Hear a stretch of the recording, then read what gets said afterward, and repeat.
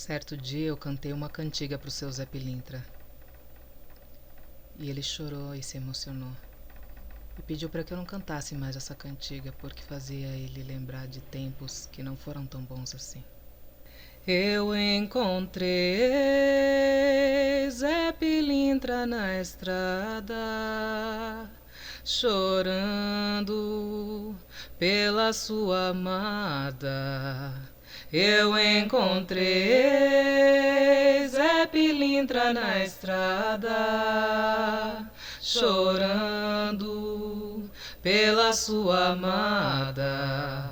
Zé Pilintra chorava por uma mulher, chorava por uma mulher, chorava por uma mulher que não lhe amava.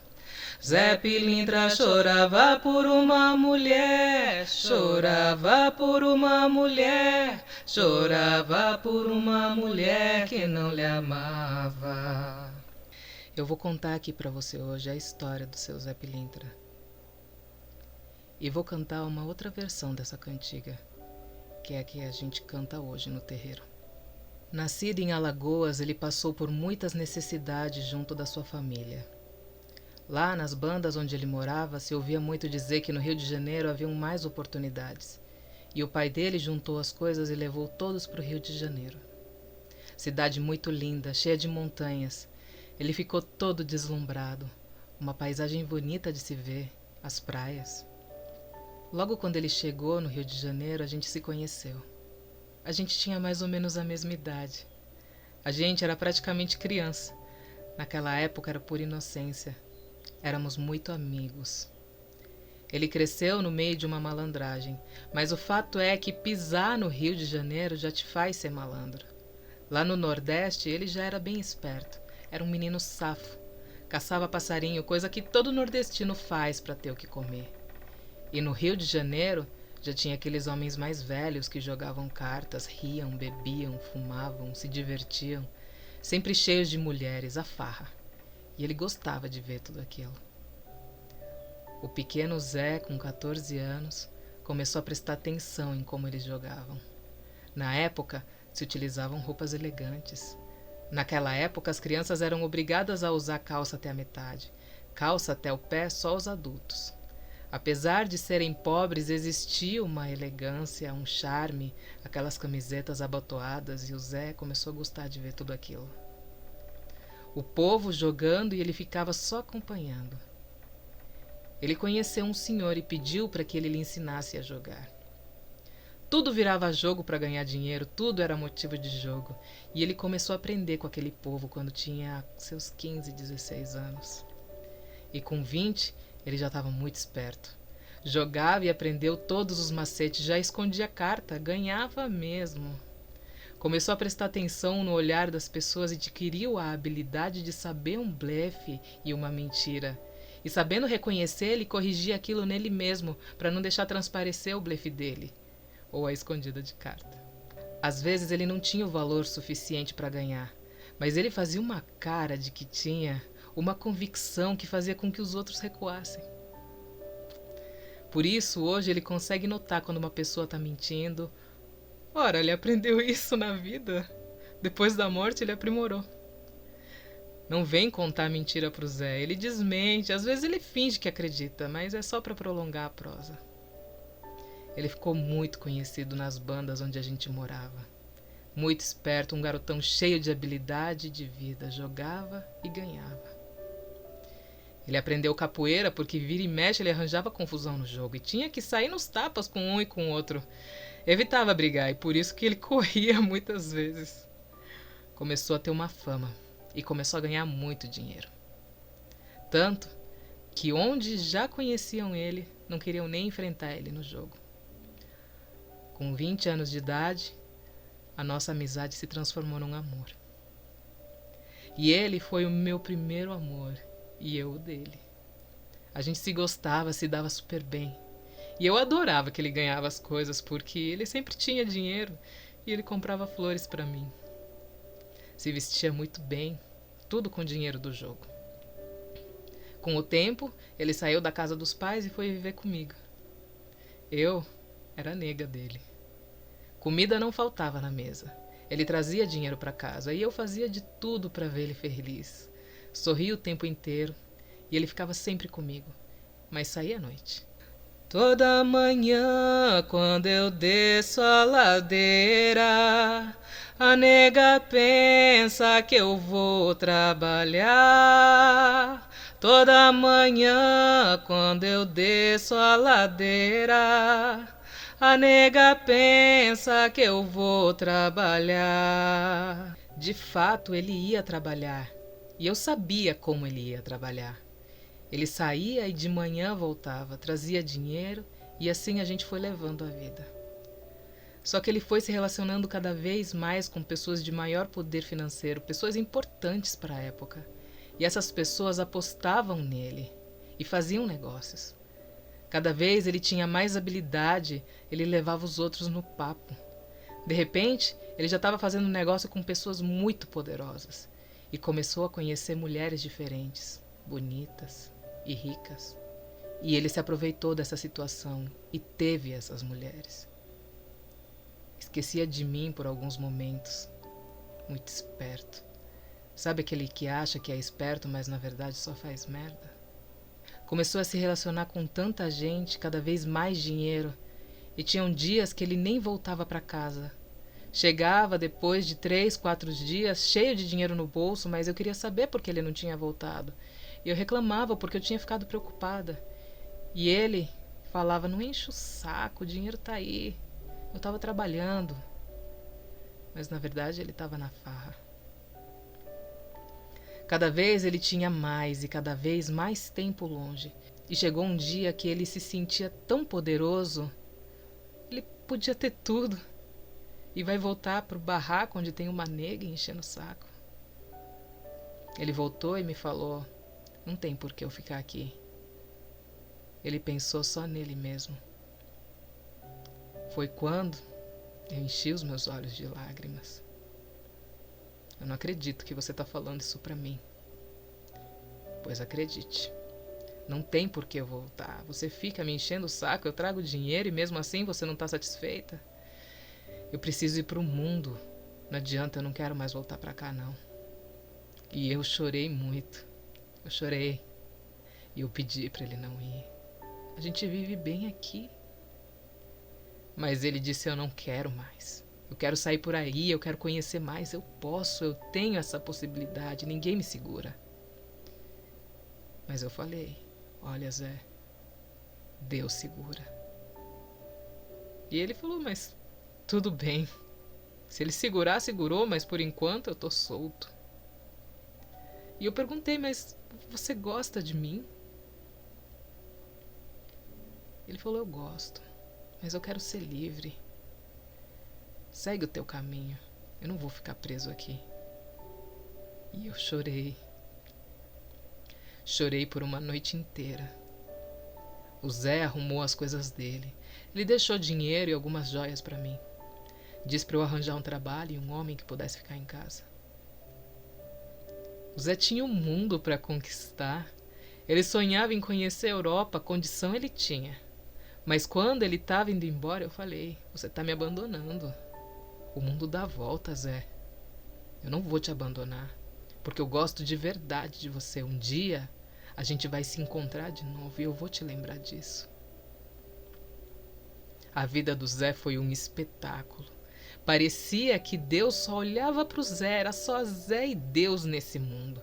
Ele continuou fazendo seus negócios e ganhando muito dinheiro. Foi para a Europa, conheceu Portugal, a Espanha, a Itália. Voltou para o Brasil com muito dinheiro, ficava hospedado nos melhores lugares. Mas o tempo foi passando, ele aproveitou muito. O tempo voou, passou feito um furacão. 20 anos depois ele já não tinha mais aquela habilidade. Não estava mais tão esperto assim. Ele começou a perder também. Nem sempre ele ganhava. As pessoas percebiam no olhar dele a dúvida no medo de perder. As pessoas conseguiam dar o blefe nele agora. E nos negócios ele também já não tinha mais tanta habilidade de convencimento e de persuasão. O tempo foi passando tão rápido e ele percebeu que aquelas pessoas que ajudavam ele, os que gostavam de conversar com ele, já não tinham mais tanto interesse assim. Ele não ganhava mais sempre. ele não era mais tão aproveitável. Depois, ele percebeu que eles só se aproveitavam da esperteza dele, que ganhavam dinheiro às custas dele. Ele ganhava, só que os outros ganhavam muito mais. Ele não tinha mais tantos contatos e nem tantos recursos. As portas foram se fechando e ele já não conseguia mais ir naqueles lugares bons. Esses amigos que ele achava que ele tinha sumiram e as mulheres também foram embora. Com o tempo, as luzes foram se apagando. Dos grandes lugares, ele voltou para os pequenos. Ele voltou a ganhar dinheiro nos botecos e nas jogatinas da noite. O Zé, com pouco dinheiro, e ainda gastava o pouco que ganhava. O tempo foi implacável. O Zé já beirava os seus 60 anos, muito velho para a época. Negro, num mundo cheio de preconceito, sem dinheiro, sem amigos, sem habilidade. Chegou uma hora que ele não conseguia ganhar mais nada. E sem ter nada foi parar no chão de uma esquina no meio do Rio de Janeiro. Não tinha mais roupas porque usou as suas para pagar dívidas. E o tempo passava rápido. Ele viveu como um pedinte, como um mendigo, ganhava um pão aqui, uma moedinha ali. As luzes foram ficando cada vez mais fracas e sem ninguém.